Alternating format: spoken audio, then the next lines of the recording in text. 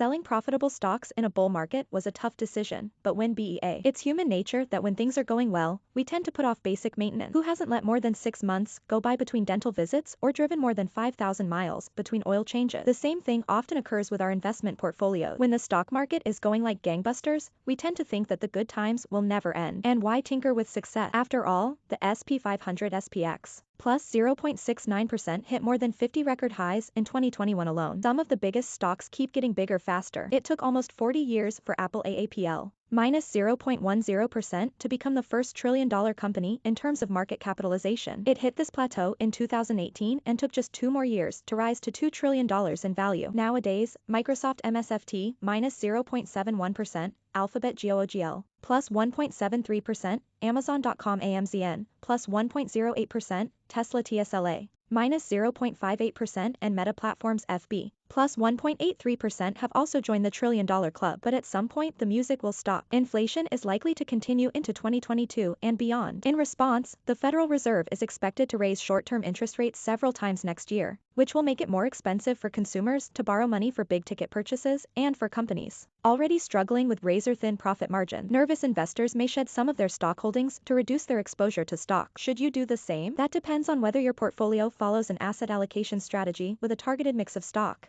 bond, and cash investments that reflects your savings objectives, time frame, and risk tolerance. Even if it does, at some point you'll want to give it a tune-up using a sensible portfolio rebalancing strategy. Rebalance now for the year ahead. Why is rebalancing needed? Because over time asset weightings get out of sync as values rise and fall. For example, divide the value of the stock holdings in your investment account by the total account value. The result will be its current percentage of stock. In this bull market, chances are the percentage will be higher than what you expected. Among investment professionals, this is known as overweighting. While it can result in impressive returns when the market is hot, being overweight on a predetermined asset allocation leaves you exposed to bigger losses when a sell-off occurs. The time to think about rebalancing isn't when the market is going through wild gyration. If a financial advisor manages your account typically will be rebalanced annually, at year-end and the start of a new year. If you want to rebalance on your own, review your latest account statement. Figure out how much you might need to sell from your stock holdings to restore your target weighting. If you believe that the stock market has a lot more upside potential, maybe you'll want to keep your stock allocation a bit higher. Conversely, if you're about to retire and are concerned about eroding the value of your retirement nest egg, you might change your asset allocation to a more conservative mix, such as 50% bonds, 40% stocks, and 10% cash. Beyond the percentages, you'll also want to look under the hood of the portfolio to identify certain issues that, if not addressed, could negatively impact your investment efficiency. Reduce exposure to big tech in terms of market capitalization, and back to those 5 largest U.S. companies: Facebook, Apple, Alphabet, Microsoft, and Amazon. These 5 account for 20% of the entire S&P 500 and 40% of the Nasdaq Composite Index Comp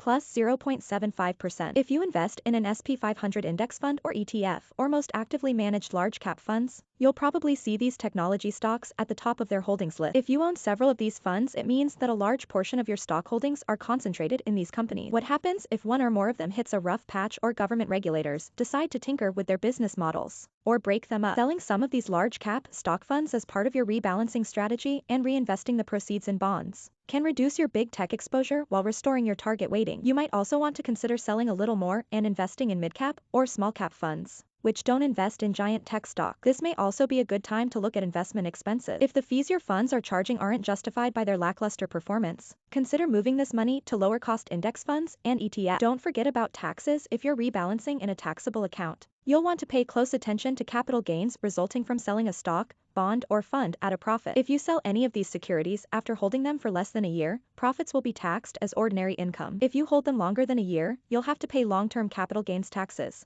which can be as high as 20% depending on your gross adjusted income. To help reduce tax consequences, see if you can take advantage of a strategy the pros call tax loss harvesting. This simply means selling shares of a security or fund you've lost money on to generate capital losses you can use to reduce capital gains when you sell other investments at a profit. This is relatively easy to do with stock. It's harder to do with mutual funds and ETFs, since calculating the cost basis isn't always clear-cut. There are several strategies you can use to potentially raise your cost basis, but they're complicated and require a lot of homework to do correctly. If you don't feel you have the ability to make these decisions on your own, consider partnering with an experienced, fee-only advisor who is legally bound to act in your best interest. They can analyze your current portfolio and asset allocation strategy, identify overweighting and overconcentration risks, audit investment costs, and recommend actions that can restore an optimal balance in a more cost and tax-efficient manner. Pam Kruger is the creator and host of the award-winning Money Track investor education television series seen nationally on PBS. She is also the founder and CEO of WealthRamp.com, and SEC-registered advisor matching platform that connects consumers with vetted and qualified fee-only financial advisors. More, how frequently should you be checking your portfolio? Also read, look for the best dividend-paying stocks to stay in the money in 2022 and beyond.